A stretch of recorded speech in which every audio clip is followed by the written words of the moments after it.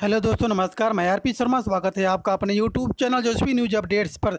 दोस्तों, आज की वीडियो हम बात करते हैं कि संविदा पर 300 ड्राइवर और कंडक्टर भर्ती किए जाएंगे। यहाँ आप देखते हैं कि सिटी ट्रांसपोर्टर में संविदा पर 300 ड्राइवर और कंडक्टर की भर्ती होगी। संविदा पर ड्राइवर पद के लिए दुबग्गा डिपो में आवेदन लिए जाने की प्रक्रिया शुरू की गई है। वहीं संविदा परिचालक के पद पर जल्द ही मंडलायुक्त की मंजूरी मिलने के बाद भर्ती शुरू होगी। दोनों पदों पर भर्ती के लिए शैक्षिक योग्यता और अनुभव के बारे में जानकारी दे दी गई है। सिटी ट्रांसपोर्ट के एमडी पल्लव बोस ने बताया कि तत्काल में 25 संविदा चालकों की भर्ती होगी। इसी तरह ड्राइवर पदों पर 30 सितंबर तक दुबग्गा डिपो में आवेदन स्वीकार किए जाएंगे। सीएनजी बसों के अलावा वर्तमान में 40 बसें इलेक्ट्रिक बसें चल रही हैं, वहीं 100 ई बसें आने की प्रक्रिया में है। और इसका जो है 10,000 धरोहर धनराशि होगी।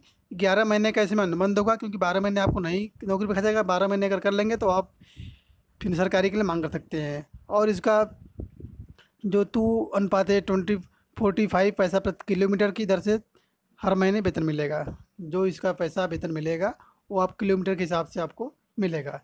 तो इस प्रकार से जो भी ड्राइवरिंग कर रहे हैं या जो कंडक्टर के इच्छुक हैं, वो सिटी ट्रांसपोर्ट संविदा पे 300 ड्राइवर को कंडक्टर भर्ती होगी, तो उसमें आप लोग भाग कर सकते हैं। भरोसा बढ़ाने के लिए पीईटी की ओएमआर सीट भी देगा आयोग। अभ्यर्थी ओटीपी से डाउनलोड कर सकेंगे सीट। हेरा फेरी पर लगेगा अंकुश। यानी कि जो पेड का एग्ज़ाम 24 तारीख को हुआ है, उसमें कई प्रतियोगी परीक्षाओं में ओएमआर सीट में हेरा फेरी व छेड़छाड़ के लगने वाले आरोपों को देखते हुए अधीनस्थ सेवा चयन आयोग किसी भी विवाद से बचने के लिए बड़ी पहल करने जा रहा है। क्योंकि अभी जो पिछले 2018 में वीडियो भर्ती हुई थी, उसमें जो माननीय मंत्री जी मोती सिंह हैं, उन्होंने आरोप लगाया था कि 150 जो ओएमआर सीट थी उसमें हेराफेरी की गई थी। इसी को देखते हुए आयोग ने ऐसा सिस्टम अपनाया है कि ओटीपी से डाउनलोड कर सकेंगे अपना ओएमआर सीट। आयोग प्रारंभिक अर्हता परीक्षा के नॉर्मलाइजेशन स्कोर व व्यक्तिगत स्कोर के साथ मूल ओएमआर सीट भी उपलब्ध कराने की तैयारी कर रहा है। ऐसे में अभ्यर्थियों को अपनी ओएमआर सीट के लिए आरटीआई या कोड की शरण लेनी नहीं पड़ेगी।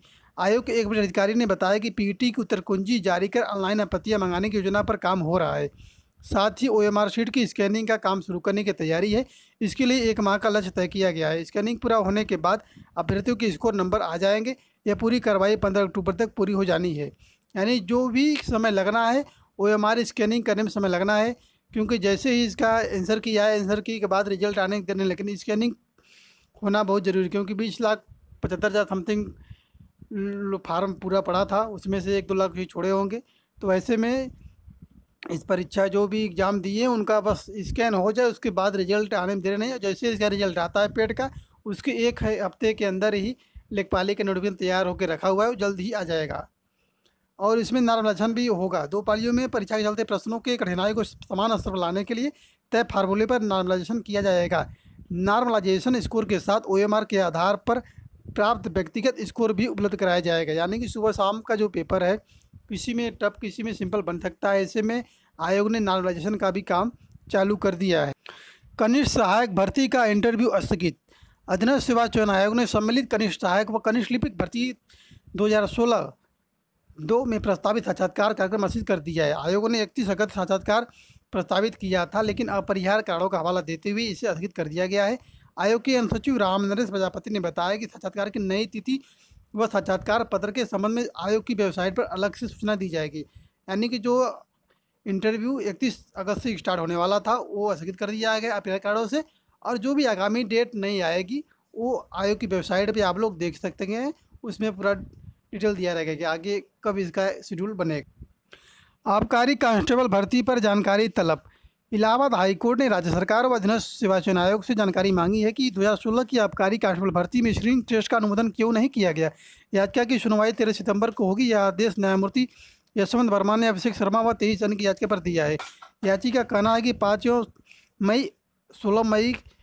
मई 16 की आयोग ने 405 आबकारी कांस्टेबल की भर्ती निकाली थी। परीक्षा हुई, नियमों में बदलाव किया गया कि स्क्रीनिंग टेस्ट से भर्ती की जाएगी। स्क्रीनिंग टेस्ट किया गया, किंतु इतने साल बीते परिणाम घोषित नहीं किया गया। यानी कि भर्ती बहुत ही पुरानी है, अभी तक के टाल मटोल में फंसी हुई है। तो ऐसे में हाईकोर्ट ने इनको लताड़। अब अक्टूबर नवंबर में उत्तर प्रदेश शिक्षक पात्रता परीक्षा कराने की तैयारी। यानी कि यूपी टीईटी का जो इंट्रेंस है उसको अक्टूबर नवंबर में कराने की तैयारी चल रही है। हालांकि कितना सच है तो जैसे ही नोटिफिकेशन आएगा उसके बाद ही क्लियर हो सके, क्योंकि 1-1.5 साल से अभी तक ये प्रक्रिया चल रही है कि आयोग इनको भेजता है, पीएनपी भेजता है सरकार के पास, वहाँ से खारिज चलाता है। तो ये प्रक्रिया चल रही है अभी तक, तो कब होगी इसका कोई सही नहीं है।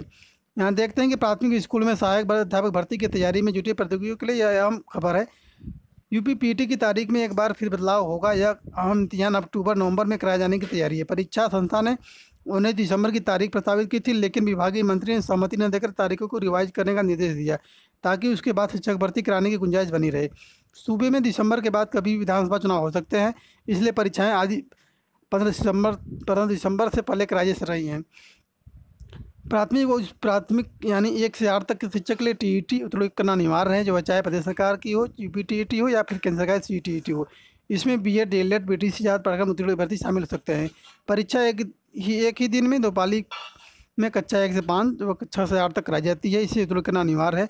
शासन ने 15 मार्च को परीक्षा कराने की समय सारणी जारी की थी। 11 मई को नोटिफिकेशन जारी करके ऑनलाइन आवेदन 18 मई से जून तक के लिए जाने थे। परीक्षा 25 जुलाई को होनी थी।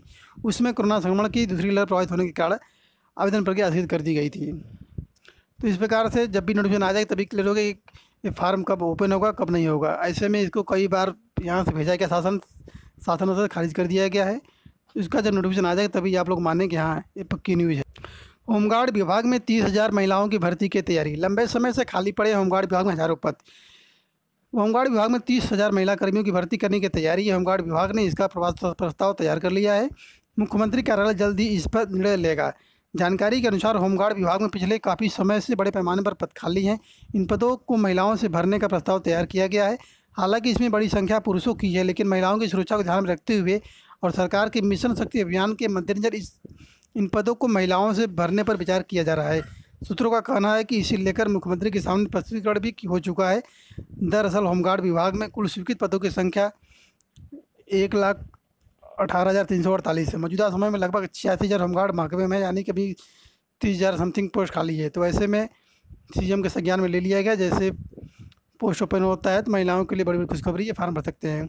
शिक्षक भर्ती को मांग लेकर अभ्यर्थियों ने घेरा मंत्री का आवास, क्योंकि विगत 1 महीने से लखनऊ में प्राथमिक शिक्षक भर्ती की मांग के लिए बीएड बीटीसी के अभ्यर्थी वहाँ पे डेली मंत्रियों का घेराव कर रहे हैं, लेकिन अभी तक कोई ऐसा सूचना नहीं मिल रही है कि भर्ती आने की संभावना है। बार बार शिक्षा मंत्री जो है बार बार बोल रहे हैं कि तय समय के अनुसार भर्ती निकाली जाएगी, कोई प्रेशर नहीं है। तो ऐसे में जब भर्ती आ जाएगी तभी इसको मानिए क्लियर, नहीं तो इस बार प्राथमिक भर्ती तो होना कैंसिल ही है। लेकिन यह है कि यदि प्रतियोगी छात्र आंदोलन करते रहेंगे इलाहाबाद से लेकर लखनऊ तक पूरे प्रदेश में हर जिले में, तो इनको भर्ती निकालना पड़ेगा, क्योंकि चुनाव अब बहुत दिन नहीं बचे हैं। चुनाव मुश्किल से 5-6 महीने में होना है। तो ऐसे में यदि प्रेशर पड़ेगा सरकार के ऊपर तो भर्ती निकालेगा, और इससे जो भी बीएड बीटीसी की भर्ती है उनको लाभ होगा।